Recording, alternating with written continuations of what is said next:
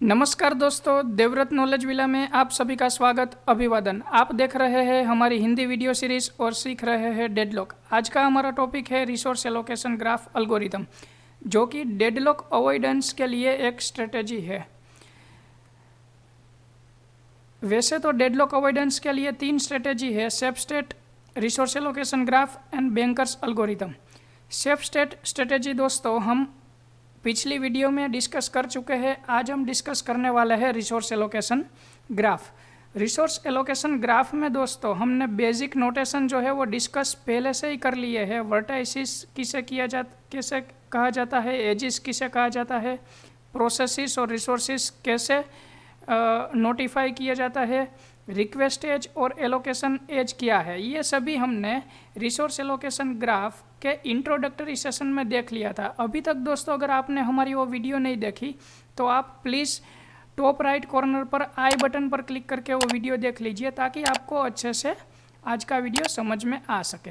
Resource request as में हमने क्या डिस्कस किया था दोस्तों, कि जब प्रोसेस पी किसी रिसोर्स के लिए रिक्वेस्ट करती है तो एरो जो है प्रोसेस की साइड से होता हुआ रिसोर्स की तरफ बढ़ता है। ठीक है, तो एरो रहता है प्रोसेस से रिसोर्स की ओर। ठीक है, इसे कहा जाता है रिक्वेस्ट एज। और एलोकेशन एज में दोस्तों एरो रहता है रिसोर्स से लेकर प्रोसेस की ओर, यानी कि एरो रिसोर्स में से निकलकर प्रोसेस की ओर चलता है।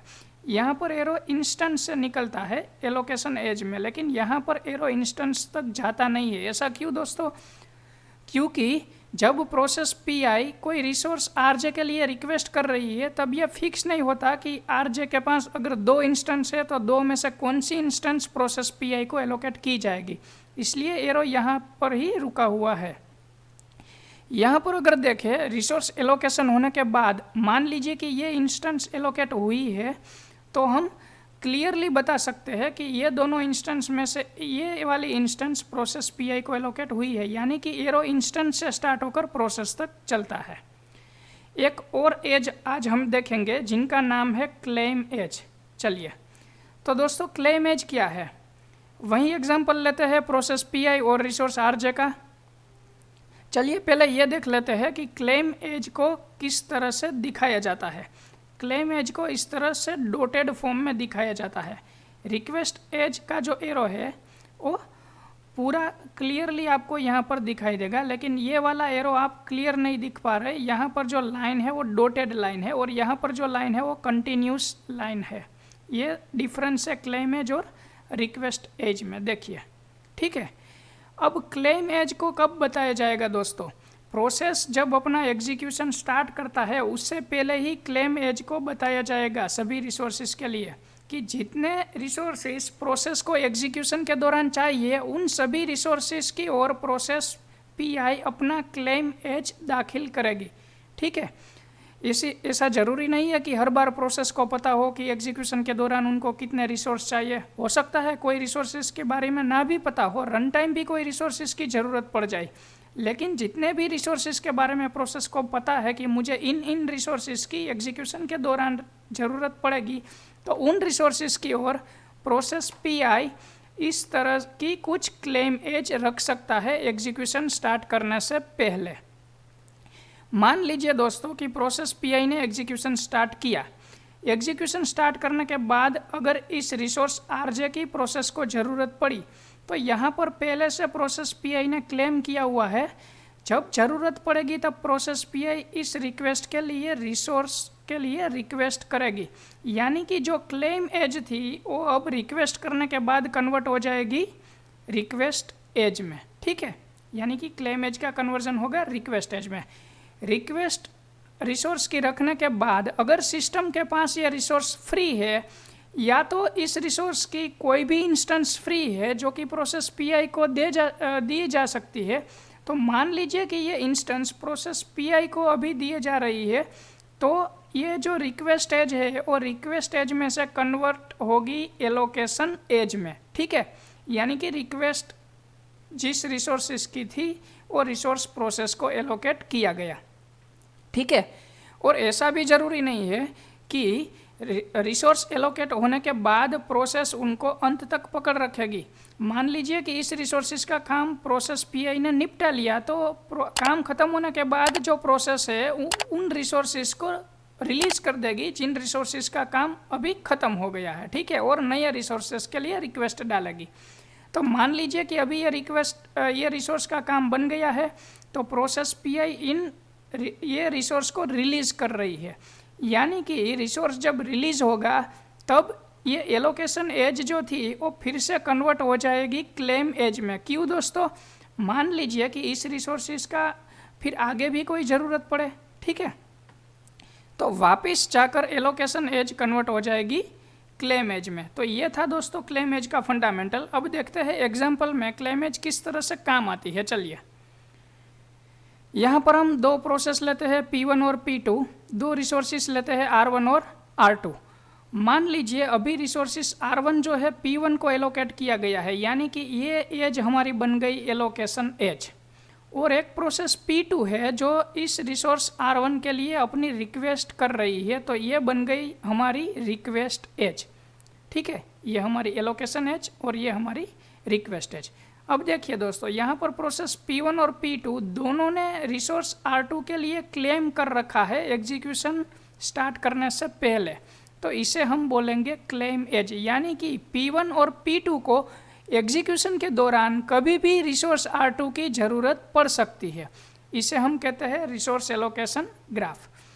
तो आपको जाहिर सी बात है क्वेश्चन होगा कि ये तो हमने पहले भी देखा था रिसोर्स एलोकेशन ग्राफ, तो यहाँ पर रिसोर्स एलोकेशन ग्राफ जो है डेडलॉक अवॉइड करने में किस तरह से यूज होगा, ठीक है, चलिए बताता हूँ। मान लीजिए कि अब तक प्रोसेस P1 और P2 ने क्लेम कर रखा था रिसोर्स R2 के लिए, लेकिन अब प्रोसेस P1 और P2 एग्जीक्यूशन में है, तो किसी न किसी मोमेंट पर मान लीजिए प्रोसेस P2 को रिसोर्स R2 की ज़रूरत पड़ी, तो प्रोसेस P2 क्या करेगी, P2 रिसोर्स R2 के लिए रिक्वेस्ट करेगी, यानी कि ये जो हमारी क्लेम एज है अभी, ठीक है, ये जो है हमारी क्लेम एज है, वो जाकर कन्वर्ट हो जाने वाली है रिक्वेस्ट एज में। देखिए यहाँ पर, ठीक है, प्रोसेस P2 जो है वो रिसोर्स R2 के लिए रिक्वेस्ट कर रही है, ठीक है, यानी कि यहाँ पर जो क्लेम एज थी वो यहाँ पर कन्वर्ट हो गई है रिक्वेस्ट एज में, ठीक है।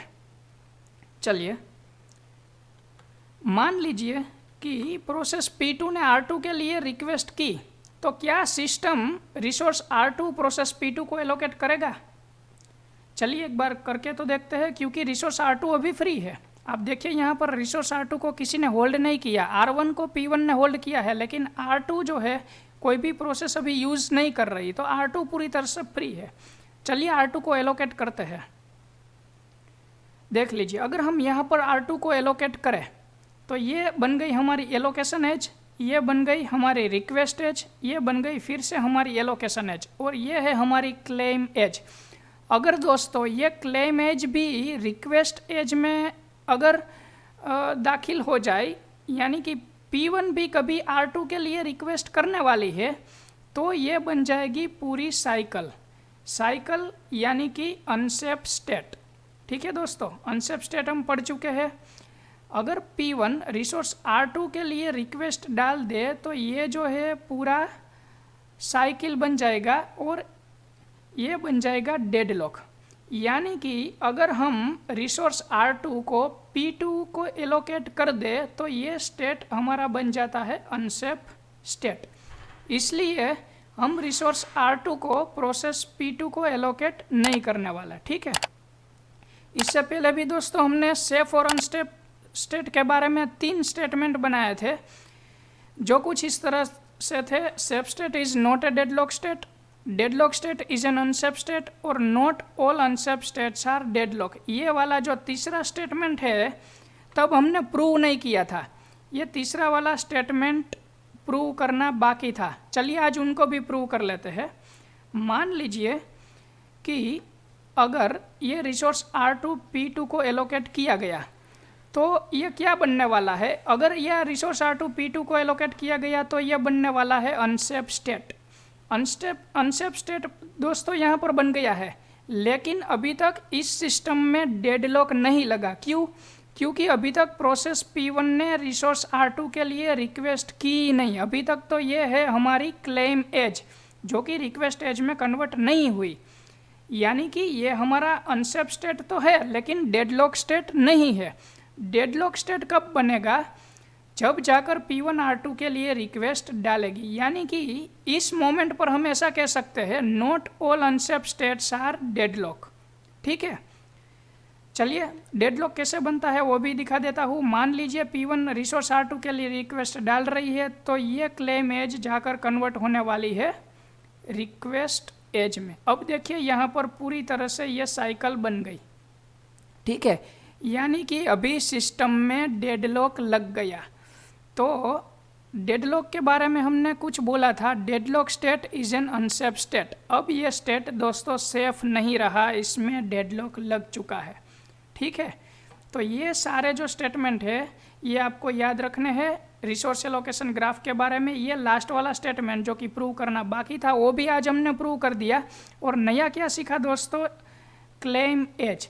क्लेम एज की वजह से ही रिसोर्स एलोकेशन ग्राफ जो है, resource allocation graph algorithm use करके डेडलॉक को अवॉइड किया जा सकता है, क्योंकि हमें पहले से ही पता चल जाएगा कि सिस्टम जो है अब अनसेफ स्टेट में चली गई है। तो अनसेफ स्टेट में से फिर से एक बार सेफ स्टेट सिस्टम को सेफ स्टेट में लाकर आना जरूरी है। अगर अनसेफ स्टेट को सेफ स्टेट में नहीं लाया जाएगा तो सिस्टम में कभी ना कभी डेडलॉक लगने वाला है। ठीक है, चलिए आशा रखता हूँ कि आप समझ पा रहे हैं। अगर फिर भी आपको कोई दिक्कत है, परेशानी है, तो आप मुझे कमेंट बॉक्स में कमेंट कीजिए। मैं अपनी तरफ से पूरी ट्राई करूँगा कि आपके सारे डाउट्स सॉल्व किए जाए। देवव्रत नॉलेज विला से जुड़े रहने के लिए धन्यवाद, आभार।